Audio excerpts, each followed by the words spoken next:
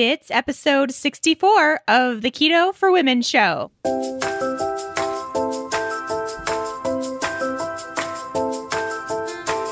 You're listening to the Keto for Women show, and I'm your host and nutritionist, Shawn Miner. This show is designed to empower women to find their own expression of the keto diet to maximize their health and happiness. Now let's get started with today's episode.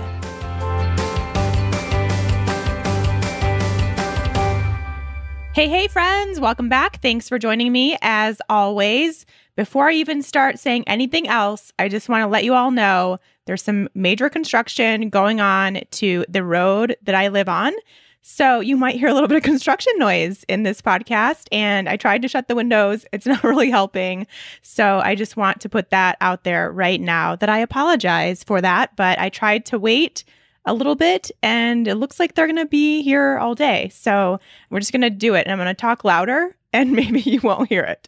But let's move into today's episode. We are having the last round of the Keto Hot Seat episodes before I start a new round asking for more questions. So please be on the lookout.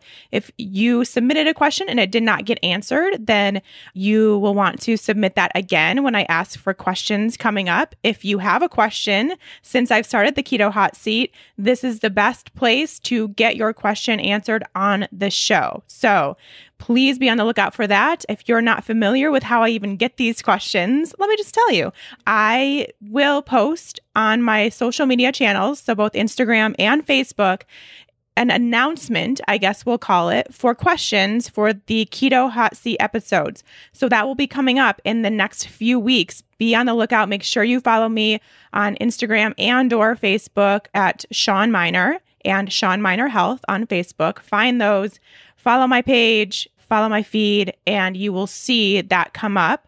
I will also make an announcement on my Instagram story and my Facebook story that is the day to ask your question as well. So if you don't see the feed, maybe you'll see the story as long as you are watching those as well, and you'll know. This time I am going to put a cap on the number of questions I will answer, just so that, because I was kind of looking and didn't realize that these questions I'm answering today I've had on the docket since May. So I need to be able to get through these quicker so that we can keep everything up to speed. So I will be taking a limited number of questions that I will do probably over the course of a month or so. I will answer on these Keto Hot Seat episodes before I ask for more. Just keep everything rolling nice and smoothly. So please be on the lookout for that. But today I'm answering those last few questions that I got in May. So hopefully you're still around if you are someone that had this question and you are going to finally get your answer only 3 months later. I really apologize for that. I didn't know how popular these little Keto Hot Seats would be. So now that I know, we're going to switch things up a little bit and put that cap on it. So you'll want to really be on the lookout for that post if you have a question to be answered. Before we do that, just a few quick things. If you're listening to this podcast when it airs, you may still have a chance to catch my Keto for Hormones webinar that's coming up today. If you're listening to this on the day that it airs, which I know most of you don't, but that's okay. If you do, you can still catch that live. It's at 11 a.m. Mountain Standard Time. Make sure you register. I will put the link to register in the show notes to this, so you can grab that and get your spot. Now, here's the thing. I have found a way to be able to still get that recording to people if they register late. So if you are listening to this a few days after this show airs, then you are still able to go in, follow that link that's in the show notes, and you can register past the registration time, I guess, and you will automatically be sent a link to your recording of that webinar. So that's really cool too. If you did happen to miss it, you can try again, no worries. And so just follow that link in the show notes to grab that, and you can watch it whenever is best for you. You just won't be able to ask live questions, but that's okay. You can still see my face and listen to my voice and see all of the good stuff that I have on those slides that I'll be using for that webinar. This is also the last episode you will hear before we enroll for the final class of the Fat Burning Female Project of 2018. So September, once again, I've said this a few times, just a reminder, September is the last opportunity to become a fat burning female in the project before it's 2019. So last time of the year. And in 2019, I am doing some modifications to the course in this time, and it will have a price increase come January 2019. So last time of the year and last time at this current price point. So if you do want to be a fat burning female, now is a really good opportunity. And the cool thing is that if you join now, you still get all the updates that will be taking place before that price increase hits in January. So you'll still get all the goodies just at the lower price point. So maybe a good idea if you're interested. Again, you can go to the link in the show notes and head over to Fat Burning Female Project homepage, get yourself on the email list so that you get notified the second that enrollment opens, because it will sell out, 100% guaranteed of that, because it is the last time. So best chance to get your spot would be to get on that email list so that you get an email from me when enrollment opens on the 4th, which I don't think I even said that yet. September 4th is the enrollment of the Fat Burning Female Project, 1-day enrollment. We start class September 10th, so that following Monday, and you will get course materials that Friday. So it's all a very quick turnaround process, but if you're ready to start, let's do it together. I'm happy to help you. If you don't know what I'm talking about and you want to hear more, I did discuss the Fat Burning Female Project in a lot greater detail way back in episode 20, I believe. So the first half of episode 20 is talking about who is good for the Fat Burning Female Project and who is not good for the Fat Burning Female Project. You can also head over to that homepage, bit.ly/FBF project, and you can see a little video from me and read more about the course and see some testimonials and all that good stuff and decide if it's right for you or not. And I'm happy to help you if it is.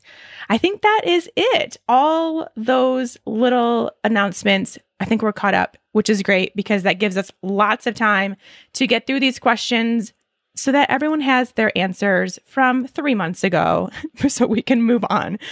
Okay. Before, as always, I get started with these questions, just my little disclaimer that I need to make sure everybody remembers all the time that the Keto Hot Seat editions are basically me taking very short, very concise questions from the listeners and giving my best answer on the spot. I have not looked at them. I do not look at them. I don't prep before. I just give my honest advice or knowledge or say I don't know. It totally depends on the question, and I'm happy to say if I don't know, or maybe I have another place where you could look, or maybe I don't even know that. So I just want to be very frank in telling you that I'm not going to try to come up with an answer if I don't have one.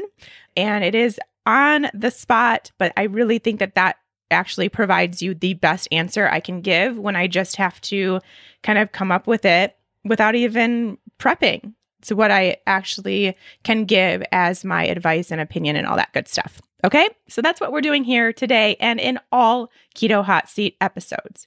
Now, we are also getting to the point where there are a lot of repeated questions. If that's the case, then I'm just going to tell you to go back and listen again, because we really want to get into some new stuff here on Keto for Women and dive deeper into some things we haven't talked about. So that will give us the chance to do so. All right, here we go. Let's get through as many of these as we possibly can. First one, what do you recommend when someone has all the knowledge about keto but can't seem to get started and stay consistent? Ooh, this one got a lot of likes and loves, so I think we need to talk about this a little bit. Yeah, I think this is actually really common in the keto community, especially because there's so much information out there that you can like study keto all you want, but then when it actually comes down to doing it, there's a disconnect. So I think there's a couple things to think about, and really they all tie back into your mental space. So like you're not buying the right foods, or you don't have the willpower, or you go out to too many social events and that's why you can't stick with keto. There's something else going on in your head. There's some sort of mindset shift that hasn't yet been made. And a lot of times it is something that is much, much deeper than you even realize. Like it could be something back from your childhood or something that's just like been super suppressed or something that you don't think relates to your diet, but it is actually keeping you stuck, like something in your relationship or with your work or something like that, but it is also translating into your desire to get healthy. It's kind of blocking that desire or keeping you in this state of like sabotaging yourself or talking yourself out of it just because you want to stress eat or emotional eat or something like that. I mean, we could get so deep into the reasons why this happens. And I actually have a guest coming on in a few weeks that we will talk about this and get a little deeper into the mindset and the emotional reasons why we might sabotage ourselves. So I won't do that here because I'm not the expert, but I do know an expert. But I can say that I think it's really time for anyone who is in this position, and I know there's a lot of you, if you can't stick with something that you know is healthy and building health for yourself, building future health for yourself, and getting you into this really good place, I think it's time for you to start digging a little bit deeper into your mental and emotional space and really see what maybe you have going on that you haven't dealt with yet. Like maybe there is something that is making you almost feel like you shouldn't be happy or you can't be happy or you don't deserve to be happy and healthy or just, I mean, the things that we tell ourselves in our heads, the list goes on of all these things that maybe we don't deserve or we don't feel worthy of. And health and happiness are huge pieces of that.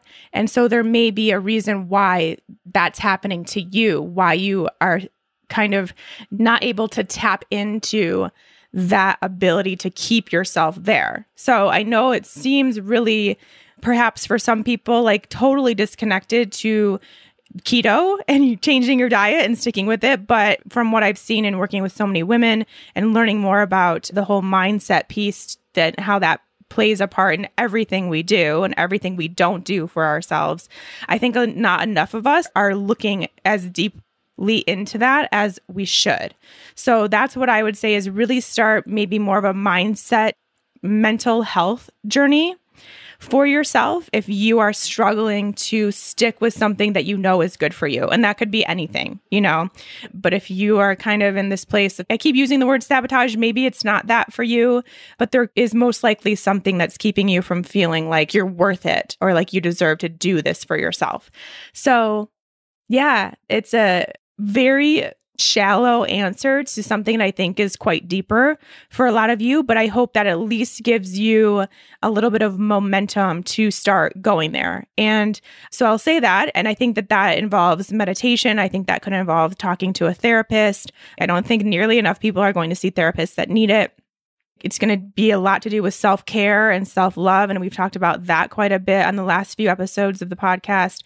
So it's going to be actually putting that stuff into action and taking it seriously and seeing what you can come up with when you start doing that mental health work that so many of us need to do. Just as a quick tip, just something really easy to try, because I know that that's very intense. And I do want you all to do that if that is something that you're struggling with.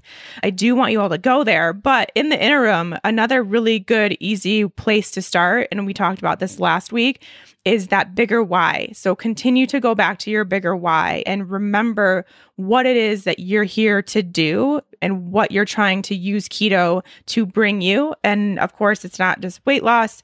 We've talked about that 100 times. It's not fitting into your jeans from high school. It's finding that really big purpose, that real reason, like what you want to feel, how you want to move, and really using that, really making a huge connection with that purpose. And almost to the point where, I think a good technique to use would be to like almost meditate on that. So say, for instance, you currently cannot play with your grandkids in the way that you want to play with your grandkids. And so using a ketogenic diet to get rid of your inflammation so that maybe your joints don't hurt as much and you can move freer, something like that, which would then lead to you being able to play with your grandkids more. So get to the point find a place in your mind. So this is why I say meditation, because a lot of times it takes getting into a more of a meditative state to where you can visualize how that would feel when you already were there. So when you're out playing with your grandkids and you're free of pain and you can move as quick as they can, you can chase them down and play baseball and all that stuff that you want to play with them, how will that feel? Like, what will that bring you? What emotion does that bring up? Just really visualize yourself there. And so it is kind of a meditation in that time, because you really, truly have to bring yourself into that moment, which means you can't be thinking about all the other stuff you have to do for the day. You're just really there in that moment of what you really, truly want. And so I think that is, of course, we're getting into this more of like a woo-woo place that I do truly believe in. I don't talk much about here on Keto for Women, but that may change soon if I get enough interest. But I do really believe that bringing yourself to that point and feeling that will really help you continue on that journey and really help you envision that end goal. Because I think a lot of times the reason why we can't stick with something is because it just seems like the goal is so far away. So it's like, what the heck is another weekend? Who cares? But it brings you that goal closer. It brings that goal more alive, I guess, and will give you a really good starting place to continue to work on this journey, to continue to see what it is you truly want.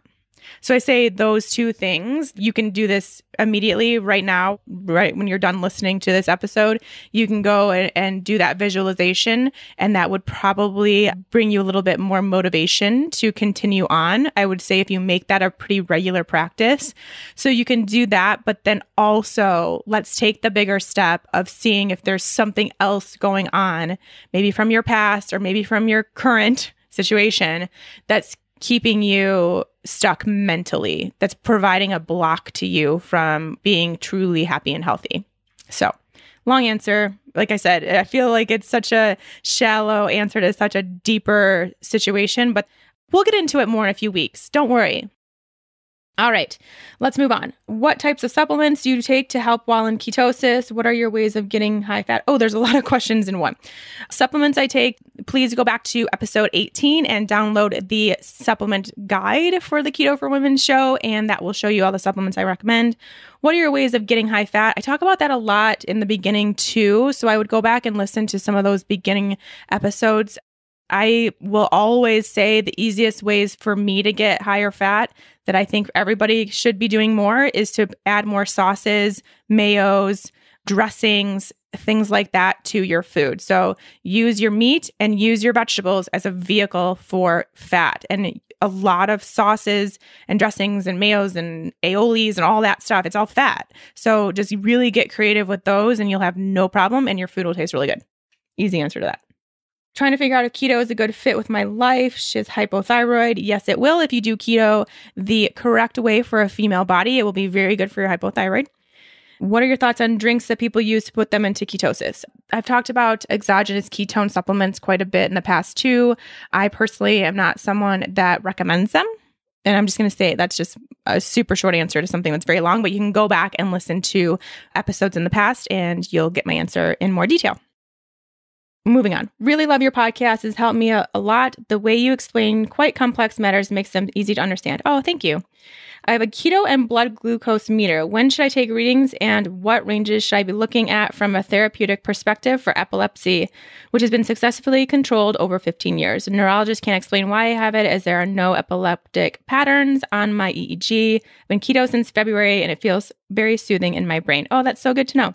So I have talked about testing for both in the past. I would say for you, the additional thing I would say, I'm not an expert in epilepsy or ketone readings needed for epilepsy, but I would say if you're looking for a more therapeutic approach, I would say you would want to be in that upper end of the nutritional ketosis range. So I would say maybe anywhere from 2.0 to 3.0 perhaps, and maybe slightly over, but I don't even necessarily think you need to go higher than that to get that therapeutic range for something that you have controlled. So I think that you're already probably doing just fine, but you could try to go to that upper range and see how you feel, see if you notice any more improvements, but don't really worry about it necessarily much from there unless, you start noticing more symptoms or start having seizures or anything like that. But since it is controlled, it seems like you're going to be just fine. Can you talk about the dawn effect? Higher fasting glucose when eating keto with a good HbA1c, but higher fasting glucose. What causes this? Should I be worried? No, you should not be worried. I've talked about the dawn effect in the past, but I will mention it quickly here. But you can go back and listen to that if you want a longer answer. But basically what the quote unquote dawn effect is, it's just in the morning. I feel like a lot of you notice this. If you test your fasting blood sugar in the morning, it's higher really than it is at any point throughout the rest of the day, whether it's after eating or just whatever. Your highest blood sugar comes in the morning. That is very common in a ketogenic person because basically no matter what, there are systems and processes in our bodies that require glucose. And so that's when your body essentially is kind of preparing for the day and making that glucose. It's happening overnight for those purposes. So it's releasing the glucose into the bloodstream to go to these places that do need that extra glucose, regardless of whether you're eating it or not, your liver will produce it. That's why you notice that in the morning, and then the rest of the day, you're totally fine. So nothing to worry about at all. Like I always say, and I think it's really important to remember, don't only test your fasting blood sugar and determine whether you have blood sugar issues based on that number, especially if you're in ketosis. So this is where you always should be testing 1 hour after a meal and 2 hours after a meal if you truly want to know your blood sugar, and something you can do on your own. But you should also be going to your doctor and getting your HbA1c tested, which is kind of a 3-month average of what your blood sugar is doing. That's way more indicative of how your blood sugar is responding throughout the day. And also always good to get a fasting insulin, which is much harder to get from the doctor, but really, really tells a lot about how your blood sugar is doing. So, quick answer to that. I started the year with a Whole30 reset and shifted to a paleo way of eating after. I've eliminated all sweeteners and gluten from my diet and only eat a small amount of dairy, maybe 1 serving a week. I have been keto for about a month. I had my annual physical and my C-reactive protein lab value is still elevated. How can I figure out what might be causing the inflammation? Let's see. You shifted earlier this year to Whole30. It still seems like even just your past life prior to the Whole30 and paleo and now keto could still be affecting that inflammatory response and causing that elevated C-reactive protein. So I would give it a little bit more time before you start really diving into what could be causing inflammation in your body, because you have only been keto for about a month too. So like if you take out maybe a transition time too, you may actually have not been producing ketones for that long, which are really going to do great things for that CRP number. So just maybe give it more time. I would say go back and get that value tested in, say, another 3 to 6 months and see how that has changed. By then, you will have been kind of Whole30 paleo for a year-ish, I would say, it sounds like, and that would be a better length of time to see the results you're looking for as far as inflammation.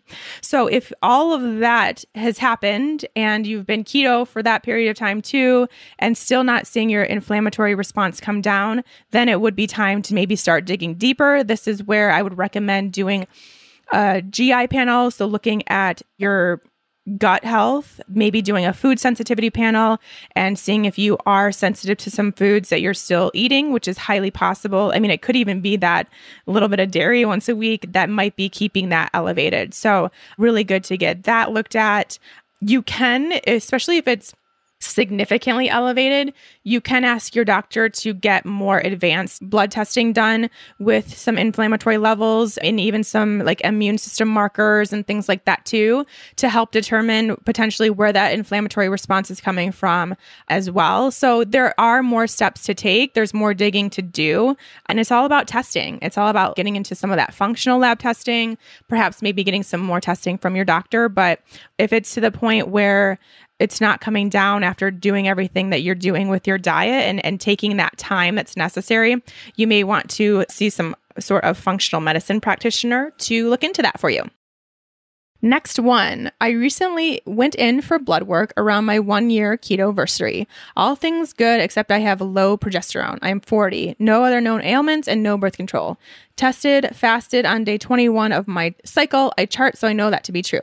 I see a naturopath and she put me on 100 milligrams of progesterone on days 15 through 28 of my cycle. Are there side effects I should worry about when taking bioidentical progesterone? It totally depends on you and your body and how low your progesterone was and what you're being put on and how your body responds to that. So, it's a really hard question for me to answer. The only thing that I will say about that particular situation is make sure that your naturopath is retesting your progesterone levels frequently, because one thing that can happen is you can kind of overdose on any sort of bioidentical hormone. And I see that quite often. And then your values go off the chart. It's in the other direction. And you may start noticing some wonky symptoms as far as your cycle and your period and, just really seeing some changes in how you feel overall. One of the most common things would be like lower energy levels. So kind of a lack of energy or excitement or whatever. You just kind of want to take a nap all day, that kind of thing. That might be one symptom, but it won't happen and it shouldn't happen. It should never get to the point where you're even experiencing anything if you are testing as frequently as you need to be testing, which is, I'd say, once every 3 months. Test those values and make sure you're not causing more harm than good by getting your values out of whack on the other end. That's why, for me, I've said this multiple times in the past, I'm not a huge proponent of bioidentical hormones because you still have to fix the problem. Then you're not fixing the problem by going on to hormones. You're putting a Band-Aid on the problem as to why you have imbalanced hormones in the first place. So it's a really tough one for me because it's not something I even recommend in the first place. While you're doing all of this with your naturopath, I would still highly encourage you to figure out what's going on to cause that lowered progesterone, because there is a reason. It's not just like that because it wants to be like that. So keep that in mind. All right, moving right along, I just got a staph infection in my middle toe. I had to take a round of antibiotics. I believe this is what they're really for, not colds. But now what? My gut is going to be all messed up. How do I keep from getting candida or something else bad? The easiest and best thing to do, because there's always going to be times where at some point we need to take antibiotics. Yes, they are not good for our gut health. They kill off those good gut bacteria just as much as they're killing off the bad bacteria. They kind of almost to some degree make us start from scratch in some ways, but no need to fear. And you know what? We're all going to have to at some point. Well, I won't say always, but at some points, there is a need for antibiotics and there is a reason why we have them, and they are very helpful for some cases. So while you're taking antibiotics, I really think it's a good idea to be on some really great probiotics at the same time. You can go to that supplement guide I just mentioned earlier on episode 18.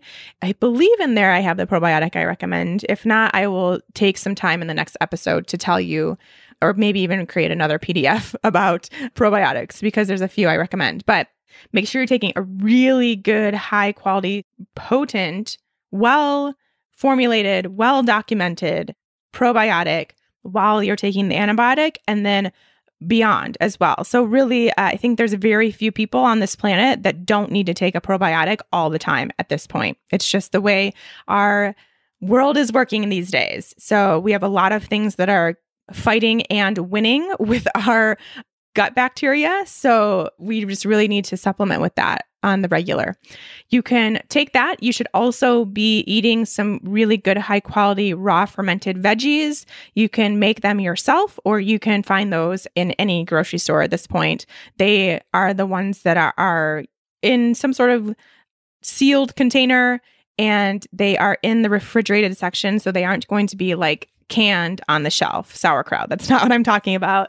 We want to make sure we're getting that raw fermented vegetable that will contain those good gut bacteria. So you should be eating that while you are on antibiotics and afterwards. And really, again, I think that most people should be making that a regular part of their day as well. Maybe not like every day, but definitely a couple times a week. The cool thing about fermented veggies is you really only need a few bites to make a really big impact on your gut health. So if you don't love it, but maybe you could sneak it into a salad or something like that, I think it would be really great, and just have a bite or two and you'll still be doing some great things. I really like it on salads, and I'm talking like sauerkraut or kimchi, or, there's all kinds of other fermented veggies at this point, like beets and carrots and whatever.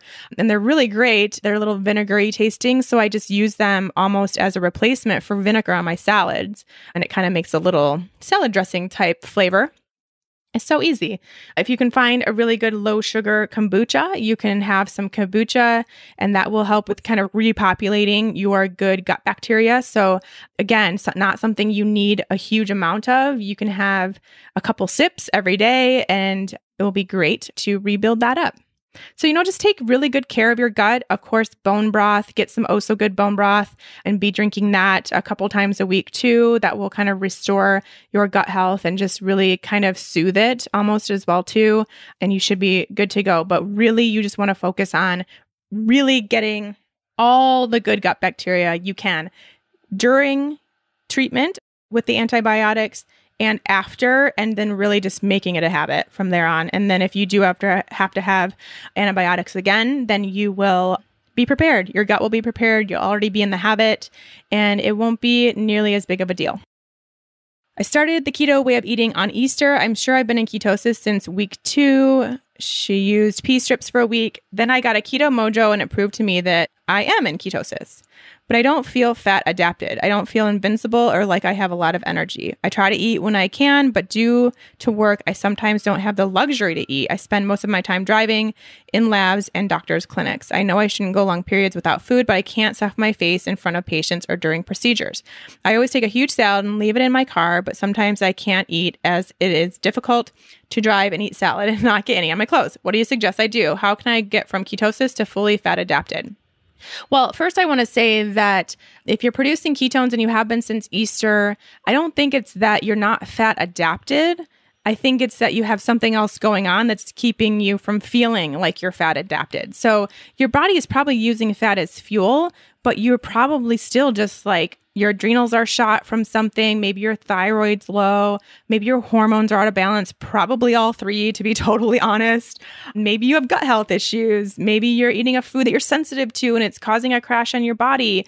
All the things that we talk about here on Keto for Women all the time, that's what's happening to you. So you're thinking that, and this is hugely common, it's not just you, you're thinking that keto is going to save you from feeling like crap, but it's not happening because keto can't fix all of that quickly if you're not taking other steps as well.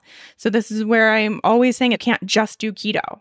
You've got to figure out these other things. And if this is a huge learning experience for you because you've been keto now since April, I think is when Easter is. So for a few months, for sure, solidly in ketosis and not feeling like a superpower, then more needs to be explored. So now you need to start looking into why you still feel that lack of energy. It does sound like you have a pretty demanding job and being in the car and being all around. So that could be really taking a toll on your adrenals. It could be something totally different. It's probably a combination of a lot of different stressors in your life. But it sounds to me like you're dealing with definitely a lowered cortisol response. So the one thing that I will say that I do know about you because of this little story you gave is that if that's the case, then you going long times without food is not going to help the situation at all.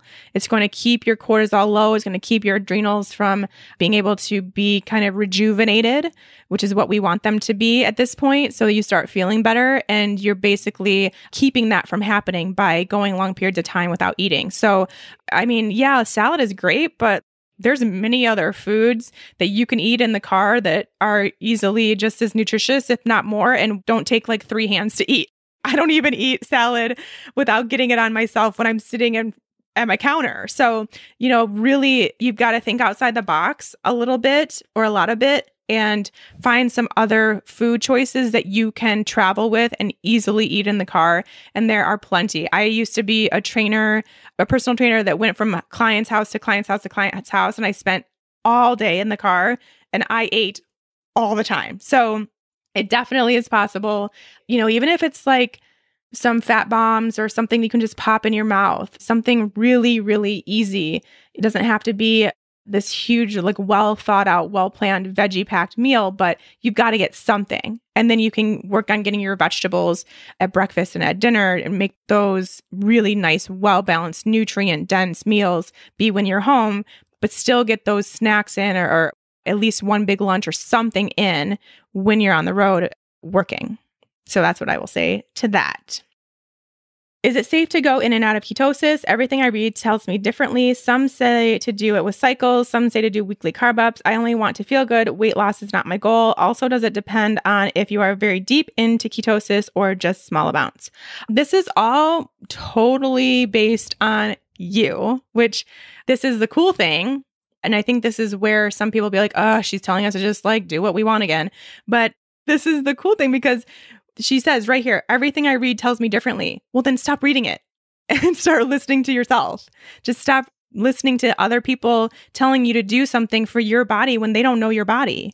This is the perfect example of why I want you all to start taking charge of your own intuition and your own health and your own happiness. So if it feels good for you, because you say all you want is to feel good. Cool. I hope you all say that. I hope all of us want to feel good, right? So what makes you feel good? Do you feel good when you have weekly carb ups? Do you feel good when you have a carb cycle and you spend all weekend out of ketosis? Do you feel good or bad? That's all any of us should care about. If you don't feel good when you eat carbs, don't eat them.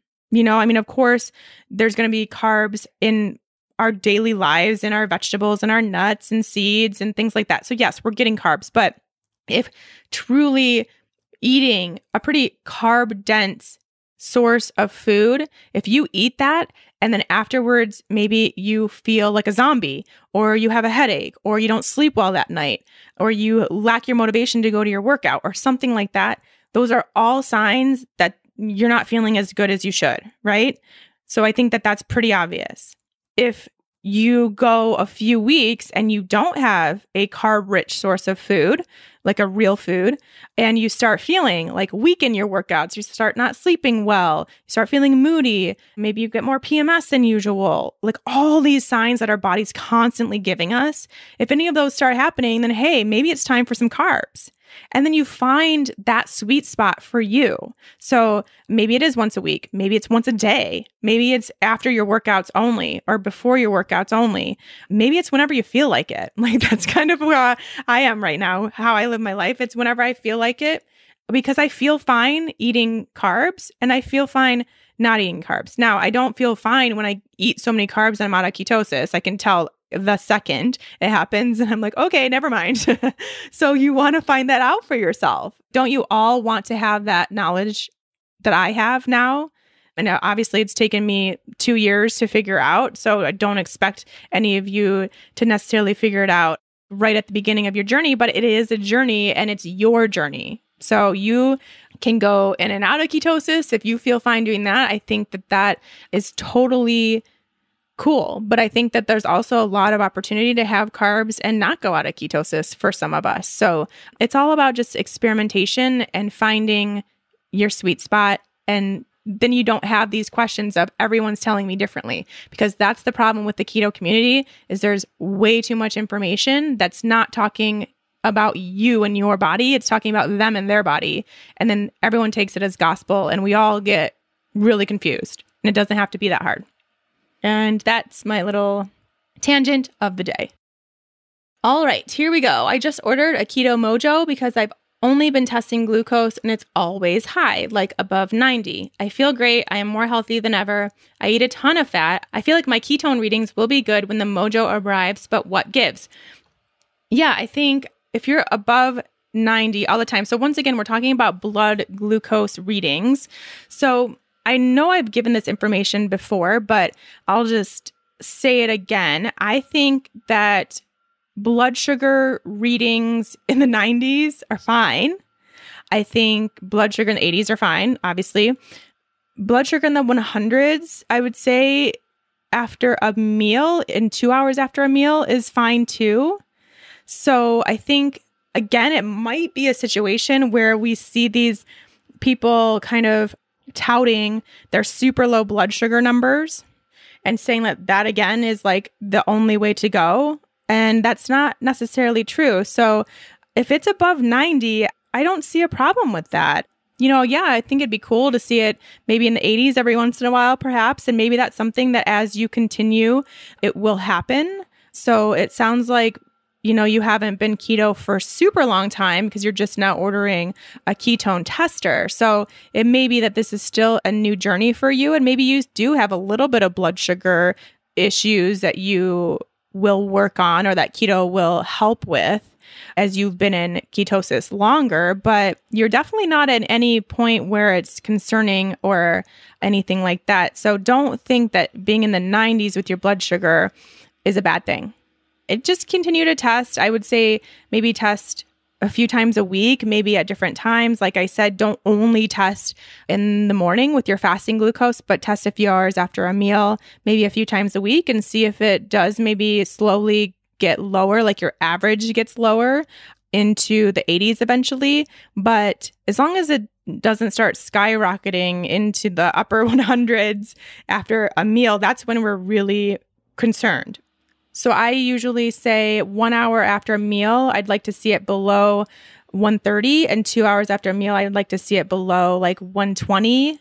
And that's when I am not concerned. And then, fasting, I like it to be between like 80 and 90. But if it's slightly above that, especially if you're in ketosis, then I'm not worried about that because of that kind of quote unquote dawn effect thing we talked about earlier. So I don't think that you have anything to worry about. Next up, okay, this is kind of a long one. We'll try to see if I can skim it down here a little bit. Please discuss fasting and lifting/workouts. I know, listen to your body. Oh, weird. Okay, so I don't have to answer this. Perfect. Just kidding. Your thoughts on working out and then not eating as you are in a fast for another 6 to 8 hours after a workout, doing a 16 to 18 hour fast. I know I have a better workout. I feel less tired when I have eaten about an hour prior, but it is easiest for me to go work out super early at a fasted state, as the goal is more fat loss focus. Is it better to work out in a fasted state? I lift the same either way. I only lift weights, not just cardio, but my Fitbit registers cardio often. She said she's looking for more of my opinion here. Okay, I can give my opinion. I'm good at that. So let me answer the second question first. So she says she has a better workout when she's eaten an hour prior, but she would prefer to work out in a fasted state because she's more fat loss focused. Now, here's where things are getting a little, not tricky, we're getting a little confused here, because just because you're in a fasted state does not mean that you are going to burn more fat in your workout, especially if you're not having as good of a workout. So the goal is always going to be, how do I get the best workout possible? How do I lift the most amount of weight? She says she lifts weights. How do I lift the most amount of weight so I'm building new muscle fibers, which are then going to spark my metabolism so that I'm just requiring more energy to get through the day and to get through my movement patterns and everything like that, which will then require me to use fat on my body. Okay, so our goal is always to get the best workout possible. If that means that you need to eat some food before you work out, then eat some food and get a really awesome workout instead of being at like 60, 70% because you're fasted and you're hungry and your body's like, wait, I need energy before this happens. That is very clear to me, a very clear answer, and you will see the results you're looking for because you're going to crush your workouts. Okay. So that's my little tip on that. So she's saying that she's fasting after the workout for another 6 to 8 hours because she's in the middle of a fast when she works out. I would say this is, again, she asked for my opinion, so I'm giving my opinion. And this is based on the knowledge that I have as a nutritionist, the knowledge that I have as a personal trainer, and the knowledge that I have as someone who likes to lift heavy and likes to build muscle. I think that you are not doing yourself or what your goal is, which you said is fat loss, any favors by not eating after your workouts. And wait, I have even more. This is also someone that has fasted for extended periods of time. Because what I saw when I fasted, I've been on several different fasting protocols. I have a lot of experience in it. I would be safe to say.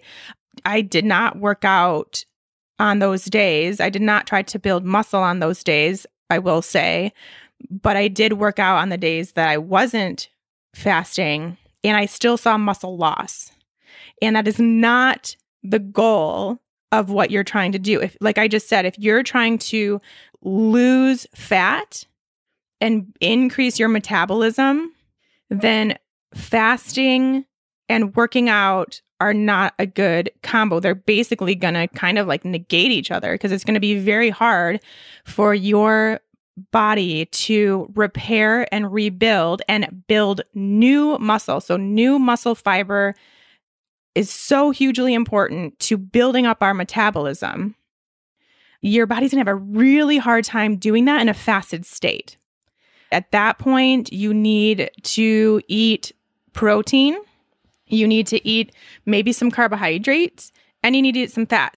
I really think having a nice balanced plate of food, I'd say an hour or two max after your workout, is going to do you so much good. Much more good than continuing your fast. Even if you're eating before your workout, which it says you have a better workout if you do, then you have another meal or like pretty good nutrient dense snack after your workout, and then continue to eat the rest of the day, you are going to see such huge improvements in your workout intensity and your strength gains and your body composition if you do that. If you still want to fast, if that is still something that you are adamant about doing, then I would say take your rest days and fast during your rest days. That would be my suggestion of incorporating lifting and working out and trying to build muscle and increase your metabolism. That's what I would see working best. So that might be a little controversial about what everyone wants to do and what everyone thinks they hear about fasting. So remember, that's my opinion. That is based on me having done all of it and having things happen negatively to my body and positively to my body. And I can tell you right now, I've never built strength so fast in my life. I've never built muscle so fast in my life. And I am not fasting. I'm working out hard. I'm eating after my workouts. Sometimes I'm eating before my workouts if I'm hungry. I'm eating a lot of food overall every day. I'm in ketosis. I have tons of energy. I'm just going to give my opinion on that. So I don't know if fasting is necessarily going to do you what you think it's going to do you. That's just my take. All right, a couple more. I've been doing keto for around a year and a half. It used to take me several days to get back into ketosis after eating something non-keto, but in the last few months, I'm back by the next day, generally. What has changed? Ooh, I like this question because it's actually like a good thing, you know? So she's been keto adapted for a long period of time now, so a year and a half. That's plenty of time for your body. Basically, what happens, your body gets to this point where it is way more efficient and it knows it's way more preferred to use ketones, to be in a ketogenic state and use ketones as fuel. And so, of course, the longer you are in that place, the more your body is going to prefer that. And so if you do get out of ketosis, your body is going to go back to the most preferential, easiest route. And because it's been that period of time that has been the case, it happens quicker. So that's the beauty of being fat adapted over a long period of time. And this is why I don't want you all to give up or to stop keto after a month or 6 weeks or 30 days, whatever the little thing is that you are trying to do, even 3 months, even 6 months. You just need to give it more time. And then it really gets to this place where your body really prefers that. And a couple of weeks ago, I talked about how because of my workouts, I am eating more carbohydrates and I'm staying in ketosis because it's like, I'm just going to say it, and that please don't hate me for saying this. I promise you can get here too after 2 years and tons of other health work. But it's actually like really hard for me to get out of ketosis. It's really hard for me to get bumped out of ketosis and to not be producing ketones, no matter the amount of carbs or lack of fat or whatever. So my body's preferring it. And the same thing is going for her. She's getting a place where she's super fat adapted, super keto adapted. It's very easy for her body. So yay, celebrate that. Your body's loving it. I would love to hear more about number 2. I have never been regular. By number 2, I mean, she means poop. Everyone. One of my favorite subjects. I've never been regular, and I don't know what that should be for me. I've gone so many days with no bathroom action. Could that have caused weight gain with waste sitting in my body for days or more? How much bulk waste is normal? Is it safe and okay to take MCT if that helps move things along? What else can I do to find my regular and stay regular? Yeah, man, constipation is a huge issue for women. There's so many reasons why too. I guess I'll go over as many of them as I can think about off the top of my head on this hot seat edition. But some of the biggest ones that I see, actually, I'll say the biggest one that I see that of course is the hardest one to tackle, and that is emotional. Remember, your gut and your action in your gut, they are all muscular contractions. And so if you think about what happens when you're stressed or busy and at your computer and something happens, and just think about what happens to your shoulders when you're tense and you're stressed and you're at your computer, right? Like everything's tensed up. The same thing happens in your gut, and it keeps that peristalsis, which is a series of muscular contractions that get us to go. It keeps that from happening. It kind of stalls that process because they're just tense all the time. So we hold a lot of emotion in our gut. We hold stress, we hold fear, we hold sadness, loneliness, things that we as women feel a lot and strongly and deeply. We hold that in our gut, all of us. So if you have tried, all the usual things that people hear, have you tried actually trying to get in touch with your emotions and tap into your emotions and relax out of your emotions, which again, I go back to meditation being a really great form of this. You may need to talk to somebody or a therapist if you think that there is something deeper going on that you need to release. I mean, I know there's so many kind of woo answers I'm giving today. I must be in this weird space. I started a new meditation last night, so maybe it's that, but not enough of us as women especially are thinking about that as it relates to our gut health and as it relates to not being able to go to the bathroom. I mean, who would put those 2 and 2 together? Huge. When I see people really take the time to do that and get into that really place of stress and emotional management, suddenly they start going every day. It's crazy. Some of the easier things to tackle, although I really think y'all should look at that, but some of the other things, make sure your electrolytes are balanced. A lot of times, most women are deficient in magnesium. And so a lot of times it's just simply taking more magnesium or using more salt in your water, especially if you are trying to get into ketosis or you're in a deep state of ketosis. You may need to balance out your water and sodium balance in your body. So drink some water, salt, and then kind of go back and forth throughout the day. Good high quality Himalayan pink sea salt or Celtic gray sea salt, something like that. The more color your salt has, the better. Just think of it that way. That will help you get some of those trace minerals. We talk about other electrolytes and all that balance that needs to happen. If you're not currently taking electrolytes, then take those, supplement with those as well. You can get the ones that I recommend on that supplement PDF that I just have already talked about like 100 times on this episode. It's a really good one. You get a lot of your questions answered if you just go to that supplement PDF, everybody. Episode 18. Also, making sure you're getting the right amount of fiber in your diet. So it could be that you're not getting enough, and it could also be that you're getting too much. There's definitely a sweet spot when it comes to fiber. And I'm talking about kind of that insoluble fiber that we get from eating vegetables mainly. So making sure you're getting your leafy greens in, even some more cruciferous vegetables. You can even have some like carrots and beets and things that typically a lot of keto people say not to eat, but I say eat them. Especially if it's going to help you poop. It's really important. Also, here's a big one. So we talked about the electrolytes and all that being balanced, but it could also be as simple as you being dehydrated. So, I mean, I cannot tell you how often I see this, and even more so in the keto community, because we drink a lot of coffee here in this keto community for some reason. I don't know why it's different than other health and wellness communities, but it is. So we need to drink enough water And by enough, the very general range is half your body weight in ounces of water. So if you weigh 150 pounds, then that's 75 ounces. That's just like bottom baseline. If you exercise and work out and you sweat, you need more. Or if you live in a dry climate or you live in a hot climate, you need more.